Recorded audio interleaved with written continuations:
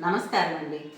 ఈరోజు మన ఛానల్లో న్యాయపతి కమలారాంజీ గారు రచించినటువంటి తప్పెవరిది అనే కథను అప్లోడ్ చేశాను.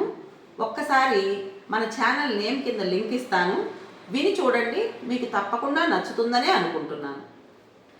ఇందులో తప్పెవరిదో అర్థం కావడం లేదు. మానభంగానికి గురై మెంటల్ ఇన్బ్యాలెన్స్ ఉన్న కూతురికి ఇష్టం లేని పెళ్లి చేసి బరువు దించుకోవాలనుకోవడం, తన కూతురు పరిస్థితిని దాచిపెట్టి ఒక అమాయకుడిని మోసం చేయడం వసంత తండ్రి తప్ప. గతాన్ని మర్చిపోలేక, ఆ చేదు అనుభవాన్ని మింగలేక కక్కలేక, తనకు అసలు పెళ్ళే ఇష్టం లేదని తల్లిదండ్రులకు చెప్పినా వినకుండా వాళ్ళు తన పెళ్లి చేసినప్పుడు ఒక మగాడి చేత అయిష్టంగానే తాళి కట్టించుకుని అత్తవారింటికి వెళ్ళినా ఏదో గిల్టీ ఫీలింగ్ వచ్చి భర్తని దగ్గరకు రానివ్వక, అత్తవారింటి వాతావరణం సరిపడక పుట్టింటికి వచ్చి చేరిన వసంత తప్ప.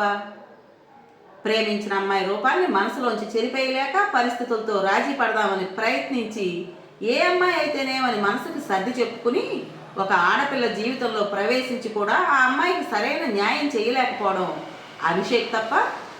భార్యాభర్తలు రాత్రి గదిలో పడుకున్నప్పుడు కిటికీ రంధ్రంలోంచి రహస్యంగా చూడటం సభ్యత కాదని తెలిసినా చూడటం, వదిన వస్తువులను ఆశించడం, ఆశించినవి అందకపోతే ఆమెను అభాసుపాలు చేయడం రవళి తప్పు కాదా?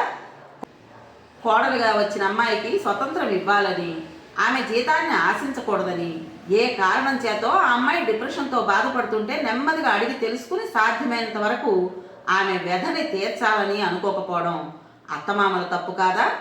ఒకరంటే ఒకరికి ఏమాత్రం ఇష్టం లేని ఇద్దరికి పెళ్లి చేసి వాళ్ళు తమ ఇష్టాన్ని వెల్లడించలేని నిస్సహాయ స్థితిలో ఉంటూ కూడా పాము ముంగిసల్లా ఒకే ఇంట్లో ఉండి కలిసి కాపురం చేయాలనే పాత ఆచారాలు కొనసాగించడం ఎవరి తప్పు? ఈ సమాజానిదా, పెద్దలదా, వివాహ వ్యవస్థదా? తప్పెవరిది?